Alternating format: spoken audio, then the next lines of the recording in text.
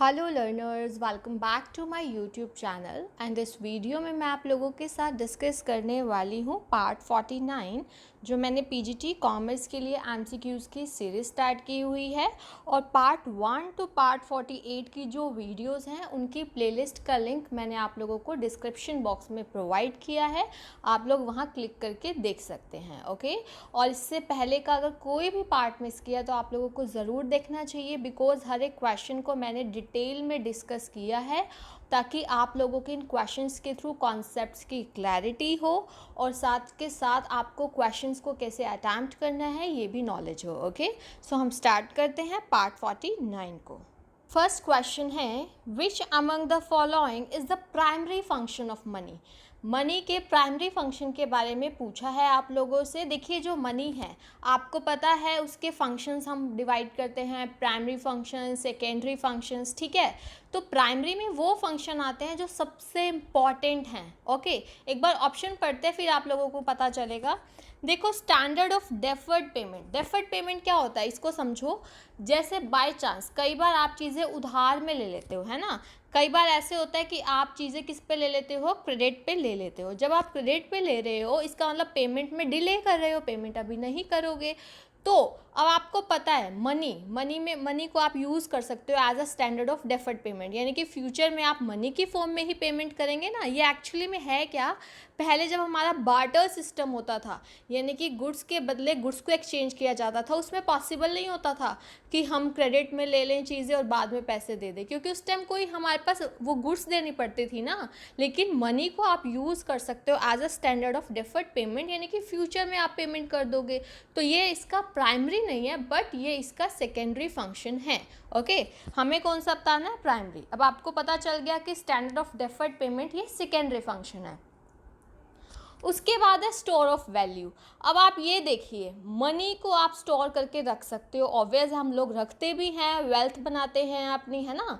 तो money as a store of value कर सकते हो आप लोग, ये भी इसका एक सेकेंडरी फंक्शंस है।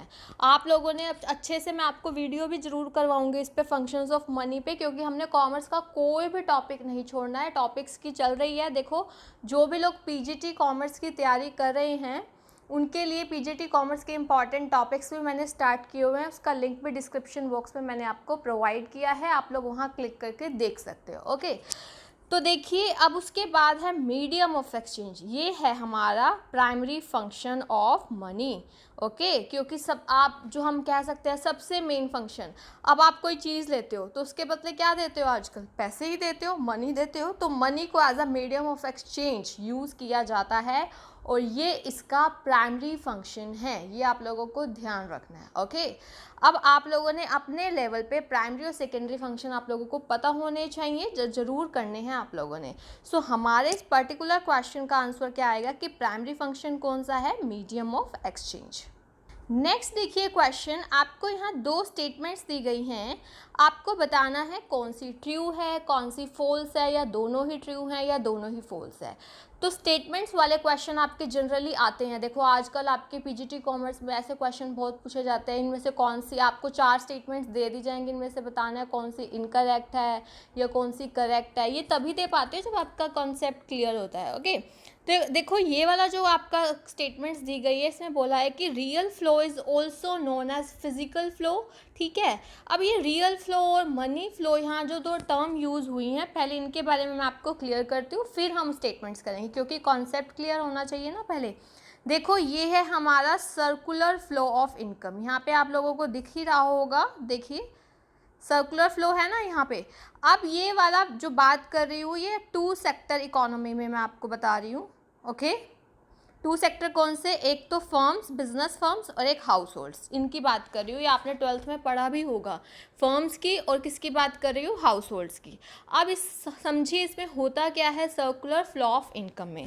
देखिए क्या होता है कि अब ये देखिए, अब बिजनेस जो फर्म्स हैं उनको प्रोडक्शन के लिए फैक्टर्स चाहिए होते हैं, कौन प्रोवाइड करता है, देखो यहाँ से मूव कर रहा है, एरो का साइन देखिए, ये रहा, लैंड, लेबर, कैपिटल। आपको पता है ना 4 फैक्टर्स है, land, labour, capital and enterprise. कौन प्रोवाइड कर रहा है, हाउस होल्ड ही प्रोवाइड कर रहे हैं ना। हम लोग किसी के, कोई लेबर अपनी दे रहा है, कोई कैपिटल लगा रहा है, एंटरप्राइज और लैंड, ये सब कुछ। ठीक है, अब ये दे दिया, अब उसके बदले उनको फर्म्स क्या देती हैं, उनके बदले उनको फर्म्स फैक्टर पेमेंट्स। अब देखो, लैंड के बदले रेंट दिया जाता है, लेबर के बदले वेजेस दी जाती है, कैपिटल के बदले इंटरेस्ट दिया जाता है, और जो एंटरप्रेन्योर होता है वो प्रॉफिट कमाता है। ओके, अब उसके बाद ये तो हो गया हमारा। आप ये देखिए, इसमें ये सर्विसेज दी, इन्होंने factor services the house hold से, इनको फैक्टर पेमेंट्स मिल गई।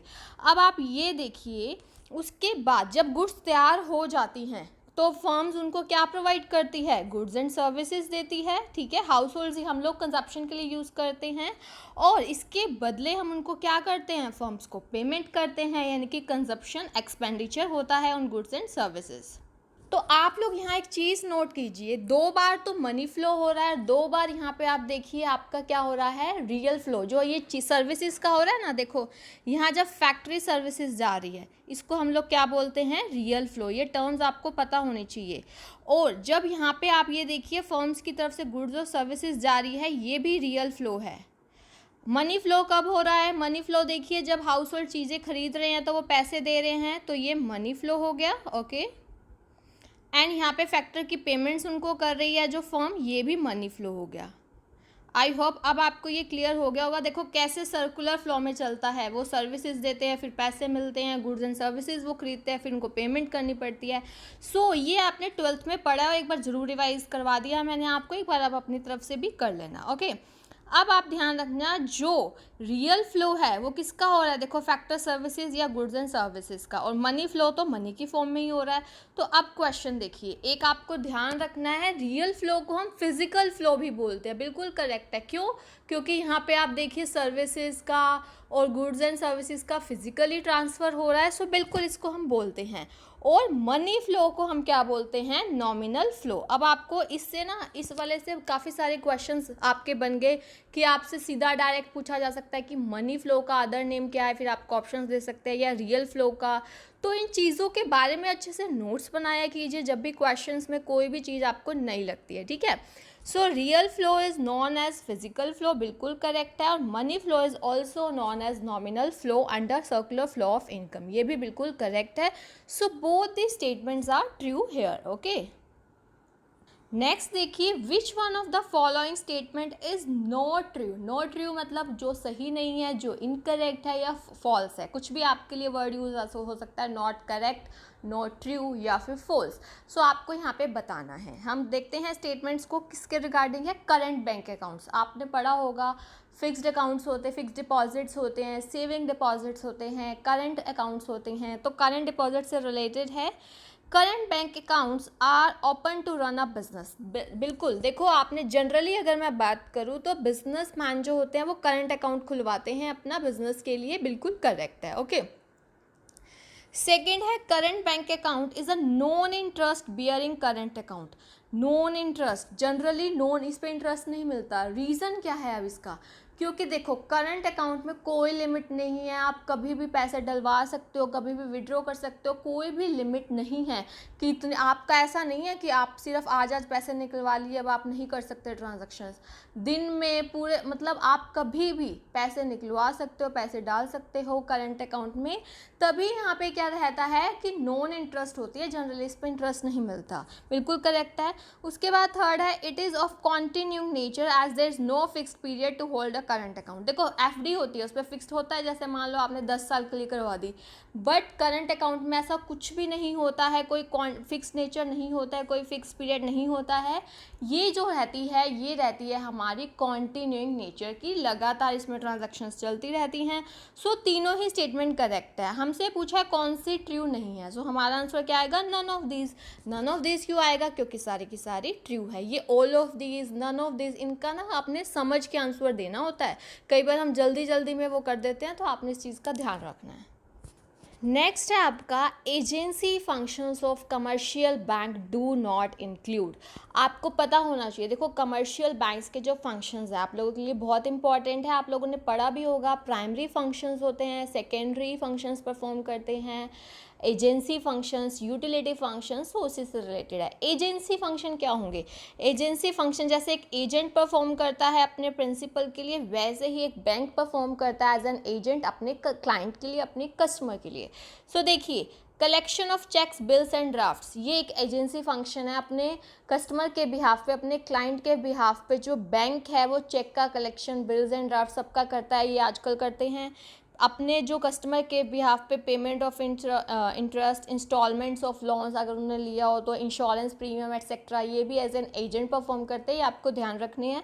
Purchase and sale of securities उनके बिहाफ पे करते हैं, ठीक है। उसके बाद देखिए एक्सेप्टिंग डिपॉजिट्स, देखिए एक्सेप्टिंग डिपॉजिट्स जो है ये प्राइमरी फंक्शन है, ध्यान रखना। Accepting deposits and advancing of loan, ठीक है, accepting deposits and advancing of loans, ये हमारा प्राइमरी फंक्शन है। तो हमें तो बताना था कौन सा इंक्लूड नहीं करता, एजेंसी फंक्शन। ऑब्वियस है एक्सेप्टिंग डिपॉजिट्स, क्योंकि एक्सेप्टिंग डिपॉजिट्स तो प्राइमरी फंक्शन है, ओके। नेक्स्ट आ गया देखो जनरल यूटिलिटी सर्विसेज। अब वही अभी एजेंसी फंक्शन के बारे में मैंने आपको एक क्वेश्चन करवाया, अब है ये यूटिलिटी फंक्शन से रिलेटेड। प्राइमरी तो मैंने आपको बता ही दिए, ठीक है। तो आपको बताना है general utility services that commercial banks offer include, जो हमारे कौन कौन सी जनरल यूटिलिटी सर्विसेज हैं जो कि कमर्शियल बैंक ऑफर करते हैं, ये आप लोगों को बताना है इसमें, ठीक है। सो देखिए यहाँ पे आपको क्या क्या दिया गया है। यूटिलिटी आप समझते हैं ना, यूटिलिटी क्या होता है, जो उनको एक टाइप की सेटिस्फैक्शन या यूजफुल फंक्शंस, जैसे कि ट्रैवलर चेक। अब ट्रैवलर चेक क्या होता है आपको पता है, कई बार आप सेफ नहीं समझते ड्यूरिंग ट्रैवल कैश लेके जाना, तो आपको बैंक ट्रैवलर चेक प्रोवाइड करते हैं। सो ये एक यूटिलिटी सर्विसेज है, okay. Offering locker facilities for keeping valuables in safe custody, आपने देखा होगा बैंक आपको लॉकर फैसिलिटी देते हैं जहाँ पे आप अपने जो भी, जैसे मान लो गोल्ड ऑर्नामेंट्स है या अदर प्रीशियस थिंग्स को आप सेफली रख सकते हो, ये भी एक यूटिलिटी फंक्शन है ना। उसके बाद आपको डेबिट कार्ड, क्रेडिट कार्ड भी इशू करते हैं, तो ये तीनों के तीनों ही हमारे यूटिलिटी फंक्शन हैं। सो हमारा ऑल ऑफ दीज आंसर आएगा। तो आपको इससे क्या पता चला कि कौन कौन से जनरल यूटिलिटी फंक्शन प्रोवाइड करता है, ट्रैवलर चेक इशू करना, लॉकर फैसिलिटीज़ प्रोवाइड करना, debit card, credit card issue करना, और एजेंसी फंक्शन तो मैंने आप लोगों को अभी बताए ही थे, ओके। नेक्स्ट है विच one of these is a limitation of the barter exchange. देखो बार्टर एक्सचेंज सिस्टम की लिमिटेशन आपको बतानी है, और मैंने आपको बताया अभी एक क्वेश्चन में, बार्टर एक्सचेंज क्या होता है कि गुड्स को गुड्स के बदले एक्सचेंज करना। ये बहुत पहले होता था, मान लो किसी पर्सन के पास राइस है लेकिन उसको व्हीट की ज़रूरत है, और सामने भी वही पर्सन है जिसके पास व्हीट है और उसको राइस की ज़रूरत है, तो उसने राइस दे दी और सामने वाले पर्सन ने उसको व्हीट। तो ये एक क्या होता है, गुड्स के बदले गुड्स को एक्सचेंज करना, ये होता था बार्टर एक्सचेंज सिस्टम। बट इसकी कुछ लिमिटेशंस थी और उसी के रिगार्डिंग आप लोगों से ये पूछा गया है क्वेश्चन। देखिए क्या है, फर्स्ट आपको दिया है lack of double coincidence of wants. ये समझिए इस पॉइंट का मीनिंग क्या है। देखो अब मैंने जैसे आपको एग्जांपल दिया, उसमें तो दोनों की, जैसे एक को राइस चाहिए थे एक को व्हीट, बट ऐसा ज़रूरी नहीं होता ना। मान लो दो पर्सन है, ए दूसरा है बी।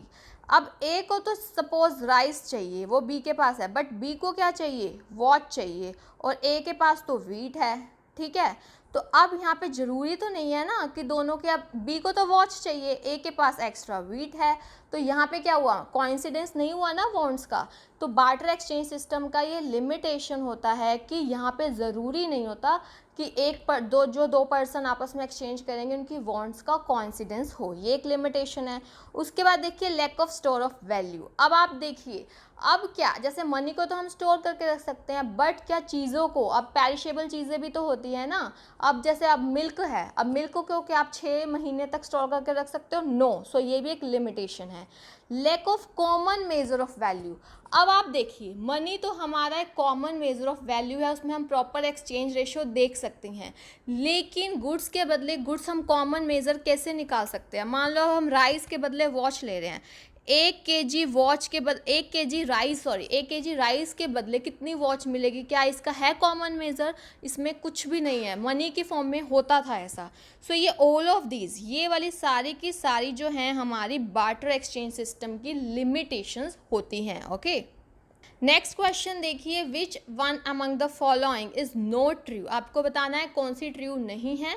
देखो इस टाइप के क्वेश्चंस में ना आपके कॉन्सेप्ट्स क्लियर बहुत अच्छे से हो जाते हैं, ओके। और आपने नोट्स जरूर बनाने हैं।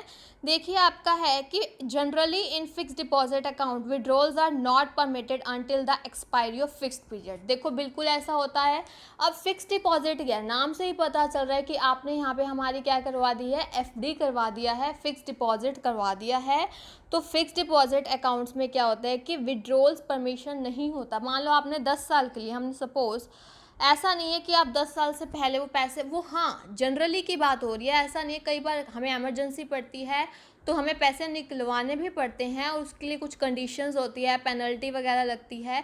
लेकिन जनरली अगर हम बात करें नॉर्मल कंडीशन में तो आप विड्रॉ नहीं कर सकते जब तक कि एक्सपायरी ना हो जाए। तो ये तो हमारी सही है, हमने नो ट्रू बतानी है। सेकंड देखिए statement, in saving deposit accounts withdrawals are allowed throughout the tenure of the account subjected to certain restrictions. बिल्कुल, देखो सेविंग में तो आप कभी भी विड्रॉ कर सकते हो बट कुछ रिस्ट्रिक्शंस को फॉलो करते हुए, ठीक है, ये भी ठीक है। FD accounts offer higher rate of interest than saving account. बिल्कुल ये ध्यान रखना सबसे इंपॉर्टेंट है, जो एफडी का इंटरेस्ट रेट होता है वो ज़्यादा होता है सेविंग से। अब इसका रीज़न क्या है, एक तो देखो जो चीज़ ज़्यादा टाइम के लिए होगी, अब फिक्स एफडी पे आप ज़्यादा टाइम के लिए करवाते हो तो उस पर रेट ऑफ इंटरेस्ट भी ज़्यादा और अमाउंट भी जनरली एफडी में ज़्यादा होता है और टाइम भी ज़्यादा है, तो उस पर ऑब्वियस है आपको सेविंग से रेट ऑफ इंटरेस्ट ज़्यादा मिलेगा। सो सारे के सारे तो ट्रू हैं, हमने बताना था नो ट्रू, तो नन ऑफ दीज आंसर आएगा, ठीक है। सो ये कुछ क्वेश्चंस थे जो डिटेल में डिस्कस किए हैं। आप अपने फ्रेंड्स के साथ भी शेयर कीजिए जो लोग पीजीटी कॉमर्स की तैयारी कर रहे हैं। तो मैंने दोनों लिंक डिस्क्रिप्शन बॉक्स में डाल दिए हैं, पीजीटी कॉमर्स के जो एमसीक्यूज चल रहे हैं प्लस जो टॉपिक्स चल रहे हैं, okay. Thank you so much, keep learning. और अगर अभी तक आप लोगों ने इस यूट्यूब चैनल को फॉलो नहीं किया है, सब्सक्राइब नहीं किया है, देन यू कैन सब्सक्राइब और बेल आइकन को प्रेस कर सकते हो ताकि आपको मेरे अपकमिंग वीडियोज़ का टाइमली नोटिफिकेशन मिल सके, okay. Thank you so much, keep learning and have a nice day.